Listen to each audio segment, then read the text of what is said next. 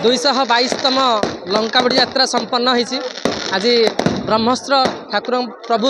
श्री रघुनाथ महावीर दयारू आज ब्रह्मस्त्र सुचारू रूपे भल भाव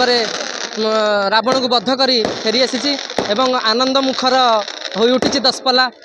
सारा दशपल्लावासी समस्ते आनंद मुखर समस्त मुहर हस हस आउ दशपल्लार यही ब्रह्मस्वर ही दशपल्लार माने निर्धारित करें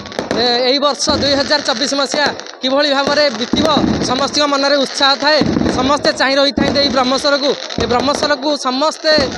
मनभरी उपभोग करटा आमर विधि और परंपरा अनुजाई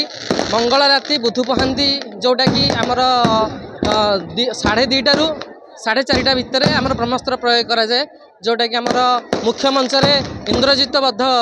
कराए इंद्रजित बद्ध पर सेठारे शक्तिभेद होता है लक्ष्मण शक्तिभेद रु उठला पर लक्ष्मण तापर प्रसेसन आसी था आमर मध्य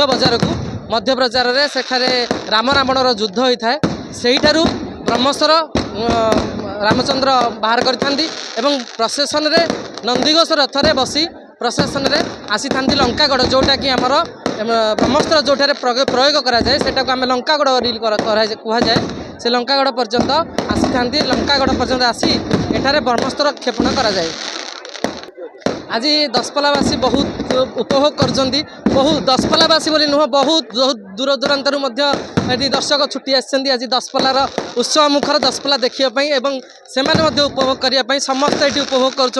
समस्त मन में आनंद उत्साह लगी रही समस्त मुहर हस लगी रही बहुत खुशी लगुच दशपल्ला आनंद मुखर उत्साहित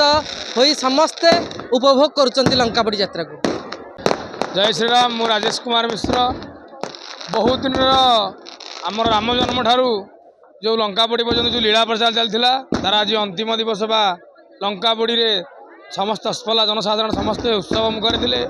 जो ब्रह्मस्वर यातायात है समस्ते आज खुशी अनुभव कर प्रभु आशीर्वाद आम नीति नियम काष्ठा रही एत दिन जाक ठाकुर को जो रावण ब्रह्मस्वर मारे जो अखंड दीप लगा आज संपूर्ण है बहुत आज बानर सेना मैंने खुशी अच्छे अयोध्यापुरी सब बहुत खुशी अच्छा दशपल्लावासी खुशी अच्छा